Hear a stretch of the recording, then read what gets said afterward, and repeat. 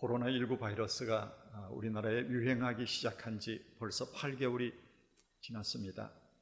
갑자기 생겨난 이 바이러스, 눈에 보이지는 않지만 이 바이러스가 우리의 삶을 완전히 뒤바꾸어 놓았죠. 이런 삶의 변화의 와중에 생겨난 여러 신조어들이 있습니다. 그 중에 하나가 언택트, 비대면이라고 하는 바로 그 말입니다. 한마디로 직접적인 대면 접촉을 피한다 하는 뜻입니다. 그리고 다른 방법으로 접촉을 이어가는 것, 그걸 의미하지요.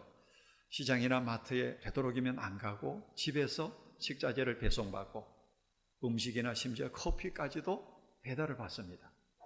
문화생활도 극장, 공연장 가기 조심스럽거든요. 그래서 집에서 문화생활을 즐기고, 심지어는 학생들이 공부하는 것도 등교 수업에서 대면 수업을 하지 않고 집에서 온라인으로 수업을 받습니다.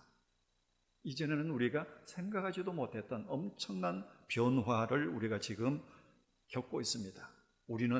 우리도 모르는 사이에 소위 비대면 시대를 맞이하게 된 겁니다. 이건 내가 원하든지 원치 않든지 간에 우리는 어쩔 수 없이 비대면 시대를 살아갈 수밖에 없는 그런 상황입니다. 이런 비대면 시대가 우리의 삶을 많이 바꾸어 놓았죠. 그 중에 예수님을 믿는 우리 성도들의 신앙생활에도 많은 변화들이 일어납니다. 그 가장 큰 변화는 바로 예배의 변화입니다. 여러분 아시는 것처럼 지난 3월 정부가 교회 현장 예배를 중단할 것을 명했지요. 교회마다 반응이 다소 다르긴 했지만, 그러나 대다수의 교회들은 교회의 사회적인 책임을 자각하고 현장 예배를 중단하고 온라인으로 예배를 대치해 왔습니다. 지금도 서울이나 수도권을 비롯한 지역에는 현장 예배를 모이지 못하고 있습니다. 인원도 아주 극히 적은 수로 제한을 하고 있죠. 소그룹 모임, 단체 식사, 이것도 다 지금 금지되고 있는 실정입니다. 그러니까 예배가 사실 온전하게 회복되지 못하고 있는 것입니다. 이러한 상황이 벌써 여러 달 지나면서 앞으로 또 얼마나 더 지속될지 모릅니다. 이런 상황 속에서 가장 크게 우려되는 부분이 있다면 무엇보다도 교회의 생명과도 같은 예배가 소홀히 여겨질 수 있다는 겁니다. 필요에 따라서 주일 예배는 빠져도 되고, 또 믿음이 약한 어떤 분들은 이것이 오히려 빌미가 되어서 예배를 드리지 않고 교회를 나오지 않는 이유가 되기도 하고, 집에서 인터넷이나 TV를 통해서 그저 설교만 듣는 것으로 예배를 대체하기도 하고, 혹은 그렇게 예배하면서 진정한 예배자가 아닌 예배의 관람자의 자리에 머물기도 합니다. 이런 여러 가지 현상들은 필연적으로 어떤 결과를 가져오는가? 개인의 믿음이 점점 식어지게 만듭니다. 그리고 모이는 교회의 공동체성을 아주 급격하게 약화시킵니다. 교회가 여러 면에서 약화되는 큰 위기를 지금 우리가 지나고 있습니다. 우리가 꼭 기억해야 될 것, 교회는 예배 공동체라고 하는 것, 그리고 예배는 영적인 사건이라고 하는 겁니다. 우리의 눈으로는 보이지 않지만 성령의 임재 안에서 하나님과 영적인 교제가 일어나는 시간, 그게 바로 예배입니다. 우리는 하나님 앞에 찬송하고 기도하고 헌금을 드립니다. 하나님께서 우리의 찬송과 기도와 예물을 받으십니다. 그리고 하나님은 우리를 만나 주시고 우리 각 사람에게 말씀하시고 은혜를 주시고 우리의 기도에 응답하십니다. 그래서 예배드리는 삶은 하나님의 복을 받는 삶이라고 하는 것입니다. 오늘 본문에 보면 하나님께서 예배 생활에 대해서 아주 강조하면서 말씀하십니다. 본문 3절입니다. 엿새 동안은 일할 것이요 일곱째 날은 쉴 안식일이니 성회의 날이라. 너희는 아무 일도 하지 말라. 이는 너희가 거주하는 각 처에서 지킬 여호와의 안식일이니라. 안식일, 구약시대에는 하나님께서 일주일 가운데 일곱째 날을 정하셔서 예배하라. 바로 그날이 안식일입니다. 이것이 신약시대에 와서는 예수님이 부활하시고 성령님이 강림하신 주일로 그 개념이 바뀝니다. 일주일의 첫날로 바뀌게 되죠. 그래서 오늘 우리는 이 주일을 하나님께 예배하는 날로 정해놓고 매주 주일마다 예배를 드립니다. 하나님께서 이렇게 우리에게 예배하는 날을 정해주신 이유가 있습니다. 그 첫 번째는 바로 안식 때문입니다. 하나님께서 우리에게 주신 대원칙이 하나 있습니다. 그게 뭔가 하면 안식하라 하는 것입니다. 엿새 동안은 일할 것이요 일곱째 날은 안식하라. 그렇게 하나님이 명령하셨는데 다른 말로 하면 쉬어라 그런 뜻입니다. 우리에게는 사람에게는 적당한 쉼이 있어야 되지요. 누구에게나 마찬가지입니다. 낮에는 일하고 밤이면 쉬어야 됩니다. 우리의 몸도 쉬고 마음도 쉬고 정신도 쉬고 그리고 영도 쉬어야 됩니다. 이게 하나님께서 우리를 만드신 창조의 원리입니다. 그래서 하나님이 우리에게 밤을 주셨습니다. 밤이 되면 온 천지가 어두워집니다. 그런 면에서 도시의 밤은 참 불행하지요. 쉼을 우리가 온전하게 누리지 못하기 때문에 밤이 되어서 사방이 다 캄캄하면 자연도 쉬고 동물도 곤충도 사람도 쉬어야 합니다. 그런데 하나님께서 우리에게 하루 24시간을 주시면서 누구나 쉬게 하셨는데 3분의 1은 하루에 24시간 중에 3분의 1은 일하고 3분의 1은 정서를 위해서 살고 또 3분의 1은 잠을 자도록 하나님께서 만들어 놓으셨습니다. 그래서 밤이 되면 다 잠을 자게 되는 거지요. 동물도 식물도 곤충도 자연도 다 쉬어야 합니다. 그런데 유독 쉬지 못하는 존재가 우리 인간입니다.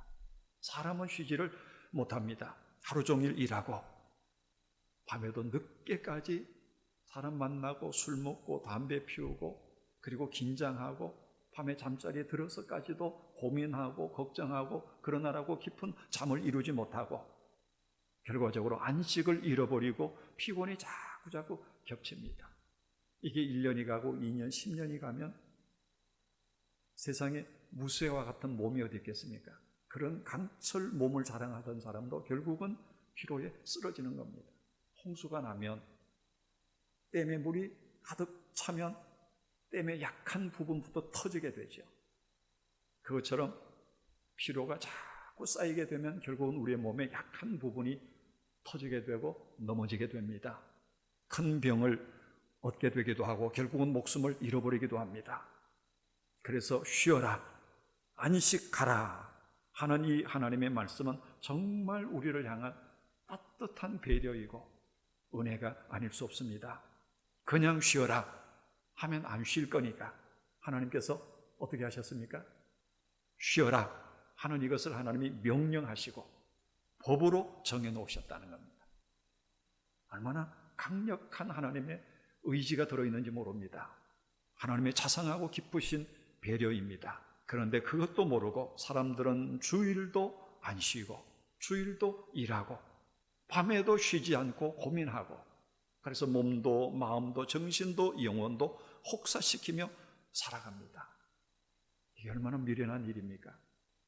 하나님께서 우리에게 계명을 주실 때 그 계명은 크게는 두 가지입니다. 하나는 하라, 또 하나는 하지 말라 하는 계명인데 이 모든 계명의 속뜻은 바로 우리를 향한 배려 때문이라는 겁니다. 우리를 위해서 하나님이 계명을 주셨습니다. 예를 들어서 뭘 먹지 마라 하는 것은 왜 그럴까요? 해로우니까 먹지 말라는 겁니다. 기름은 해로우니까 먹지 말고 그 기름은 내게 제물로 바쳐라. 이게 하나님의 계명 아닙니까? 그런데 사람은 어때요? 기름 빼면 맛없다고 굳이 기름까지 넣어가면서 안 버리고 먹잖아요.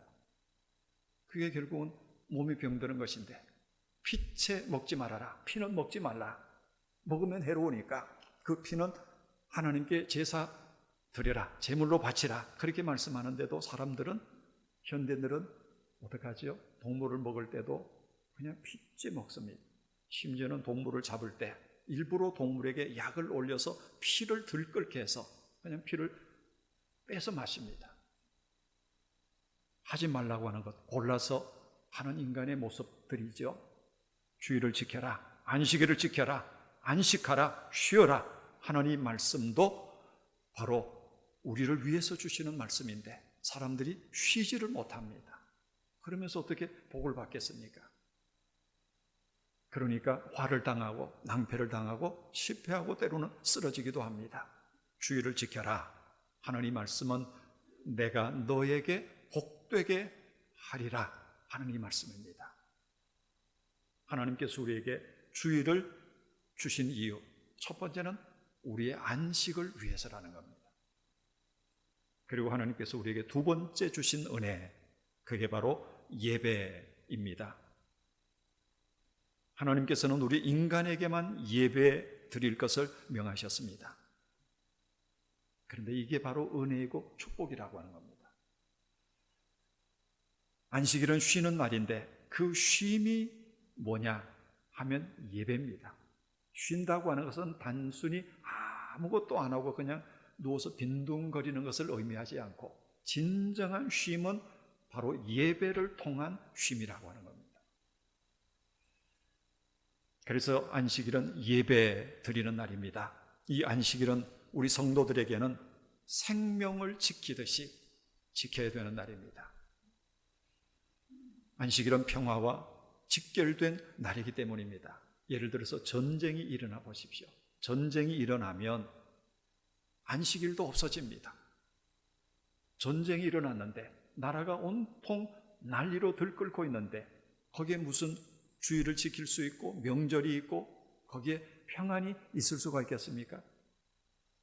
나라가 환란을 당하고 전쟁이 일어나면 주일도 안식일도 없어집니다. 그 말은 우리가 주의를 지키고 명절을 지키고 평안을 얻는 것, 이건 하나님께서 우리에게 은혜로 주신 날이라고 하는 겁니다. 그러니 이 안식일이 얼마나, 주일이 얼마나 귀한 날입니까? 6.25를 생각해 보십시오. 가장 뼈아픈 날이 바로 전쟁 때 주일날이었습니다. 공산당이 이 땅을 잠시 점령하고 있을 동안에는 주일날 예배드리지 못하겠습니다. 주일을 못 지키는 거지요. 일제시대 마찬가지입니다. 일본이 나라를 빼앗았을 때 주일을 제대로 지키지 못하고 예배를 드릴 수가 없었습니다. 지금의 북한이 그렇잖아요. 주일을 지키고 자유롭게 예배하고 명절을 지킬 수 있는 것, 그만큼 이 땅에 평화가 있다 하는 그런 뜻이고 우리의 삶이 안정되었다고 하는 그런 뜻입니다.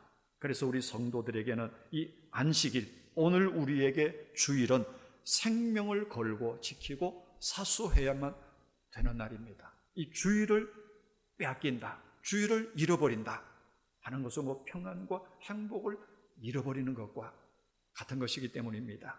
우리 생명과도 같은 거지요. 온 가족이 함께 교회 나와서 예배를 드린다고 하는 것, 이 날이 얼마나 좋은 날입니까? 흩어져 있던 성도들이 일주일에 한 번 모여서 한 자리에서 하나님을 예배할 수 있다고 하는 것, 이게 얼마나 평화로운 시대라고 하는 얘기입니까? 전쟁이 일어나면 이건 생각도 할 수 없는 그런 축복인 것입니다.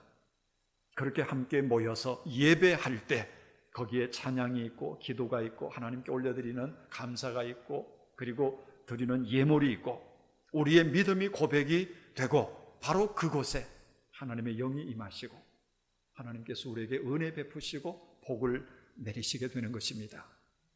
그래서 오늘 성경은 우리에게 말씀합니다. 엿새 동안은 힘써 일할 것이요 일곱째 날은 쉴 안식일이니 성회의 날이라.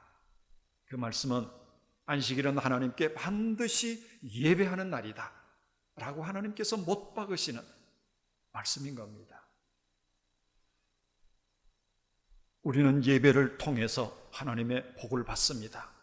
성경을 보면 실제로 하나님께 예배함으로 복을 받은 여러 사례들을 우리에게 말씀합니다. 대표적인 사람이 아브라함이지요. 아브라함은 가는 곳마다 거기서 제일 먼저 한 일이 제단을 쌓고 하나님께 예배를 드립니다. 그때마다 하나님은 아브라함에게 나타나셔서 그가 가야 할 길을 계시로 안내해 주십니다.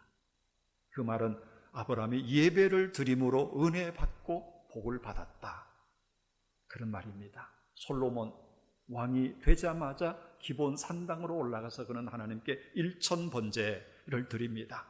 왕이 되고 제일 먼저 한 일이 하나님 앞에 예배드렸다고 하는 겁니다. 하나님이 그 솔로몬의 일천번제를 받으시고 감동하시지 않습니까? 그리고 그에게 말씀합니다. 네가 뭘 원하느냐? 내게 구하라. 솔로몬이 지혜를 구하지요. 또 한 번 하나님이 감동하십니다. 전무후무한 복을 그에게 부어주십니다. 우리는 하나님께 예배 드리도록 부름받고 지음받은 사람들입니다. 그러므로 예배 생활에 충실하시기를 바랍니다. 우리가 예배 생활에 충실할 때 하나님이 감동하십니다. 그러니 예배가 얼마나 놀라운 것입니까? 예배 드리는 삶이 바로 복받는 삶이라고 하는 것입니다. 그래서 하나님은 우리에게 예배를 강조하십니다. 하나님께서 우리에게 주신 세 번째 축복, 바로 회복입니다. 자동차는 기름이 떨어지면 움직이지 못합니다. 전기 자동차라도 충전을 받아야 되는 거죠. 기름이 계속해서 공급되어야 자동차는 움직일 수가 있습니다. 이것처럼 우리가 하나님으로부터 영적인 회복의 은혜를 계속해서 공급받지 않으면 우리는 살지 못합니다. 그 회복은 바로 예배를 통해서 하나님께로부터 공급받습니다. 예배를 통해서 우리는 영적으로 충족을 받게 됩니다. 우리는 몸을 가졌기에 쉬기도 해야 되지만 먹기도 해야 되죠. 그러나 사람이 밥만 먹는다고 사는 존재는 아닙니다. 동물이 아니니까. 우리는 밥도 먹어야 되지만 정신적으로도 양식을 취해야 되고 영적으로도 양식을 취해야 됩니다. 정서적으로, 영적으로 고갈되면 우리는 살지 못합니다. 어린아이들을 보십시오. 영양가 있게 골고루 음식을 먹어야 되지만 아이들이 밥만 먹어서 사는 거 아닙니다. 사랑을 받아야 아이들이 몸도 마음도 정신도 건강하게 자랍니다. 청소년도 마찬가지. 사랑이 결핍되면 반드시 탈선하고 비행으로 빠지기 쉽습니다. 부부간에도 사랑이 있을 때 행복한 가정을 이루게 되죠. 누구에게나 인간은 밥만 가지고 사는 존재가 아니라 정서적으로, 영적으로 양식을 계속해서 공급받아야 되는 겁니다. 우리나라에 한 해 동안 자살을 시도하는 사람이 약 한 35만 명 정도가 된다고 합니다. 그리고 현재 우리나라의 일일 자살률이 37명에서 38명 정도가 된다고 하지요. OECD 국가 가운데 1위라고 하는 부끄러운 오명을 우리가 가지고 있습니다. 많은 사람들이 이렇게 극단적인 선택을 해서 생을 마감하는데 먹을 게 없어서 그러겠습니까? 물론 극단적인 선택을 하는 사람들 가운데 그 이유가 경제적인 이유가 가장 많다고 합니다. 그러나 근본적인 이유는 거기에 있지 않다고 하는 겁니다. 정신적이고 영적인 회복이 이루어지지 못해서 결국은 인생을 이렇게 비극으로 끝내게 되는 것입니다.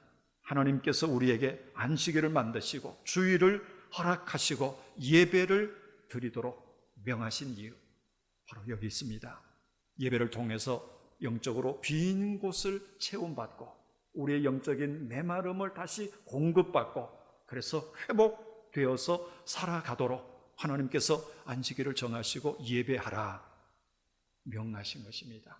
그래서 오늘 본문에 보니까 엿새 동안은 일할 것이요 일곱째 날은 쉴 안식일이라 이렇게 말씀합니다.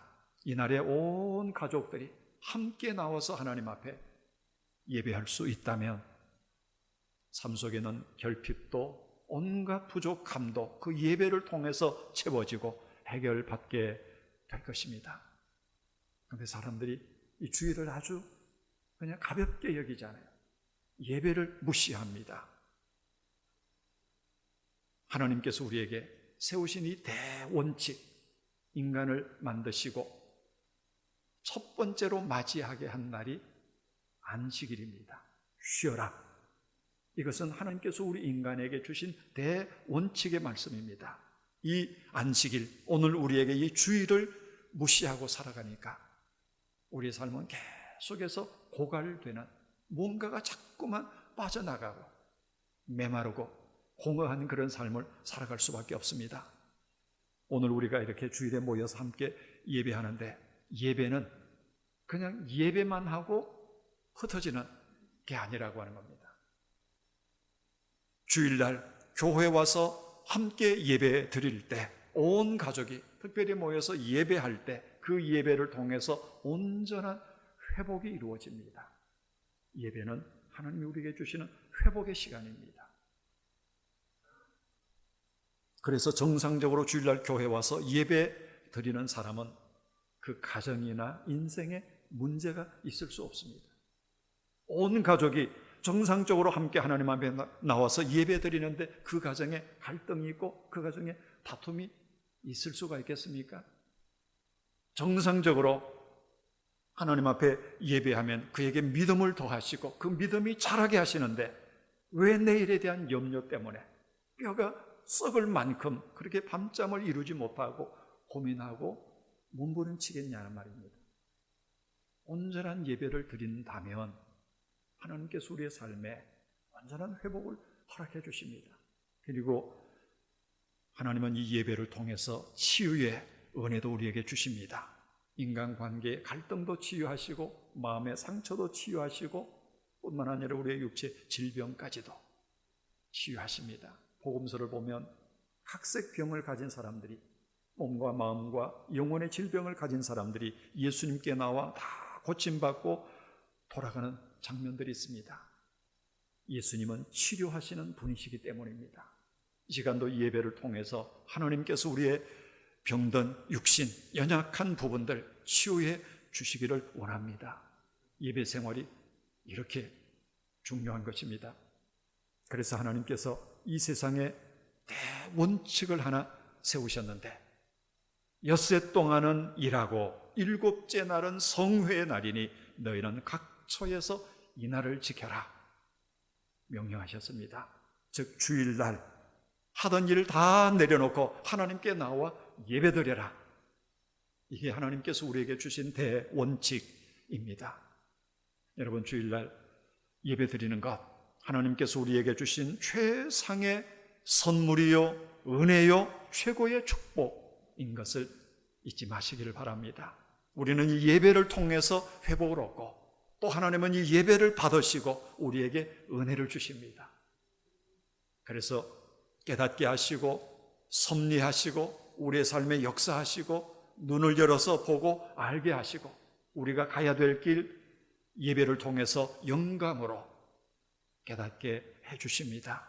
주일날 하나님께 나와서 예배 드리는 일이 이렇게 중요하고 복된 일이라고 하는 것, 이걸 우리가 기억해야 할 것입니다. 코로나19의 상황 때문에 예배가 많이 약화됐습니다. 보시다시피 이렇게 2부 예배인데 예배의 자리가 너무 많이 비어 있습니다. 이런저런 사정과 이유들을 얘기할 것입니다만, 그러나 어떤 상황에서도 예배는 교회의 생명과 같은 것이고 우리의 신앙의 생명과 같은 것이고, 그리고 이 예배가 하나님의 복을 누리는 삶이라고 하는 것, 이 예배의 축복을 우리가 잊지 말아야 합니다. 아브라함이 예배를 통해서 갈 길을 인도받았고 솔로몬은 예배를 통해서 전무후무한 복을 받았습니다. 하나님은 오늘 우리에게도 그래서 이 예배를 강조해 주십니다. 우리 모두는 예배하도록 지음받은 존재들이라고 하는 것, 하나님께서는 우리가 예배할 때 복을 내리시고 은혜를 입게 해 주셨다고 하는 것, 그래서 하나님께서 우리에게 주신 두 가지의 선물인데, 하나는 안식일, 오늘 우리에게는 주일이고 또 하나는 예배라고 하는 것입니다. 이 주일이라고 하는 선물, 예배라고 하는 선물, 절대로 우리가 가벼이 여기지 않아야 할 것입니다. 가장 복된 시간, 하나님께 나아가 예배하는 때라고 하는 것 잊지 않고 우리의 남은 생을 살아갈 수 있기를 축복합니다. 기도하겠습니다.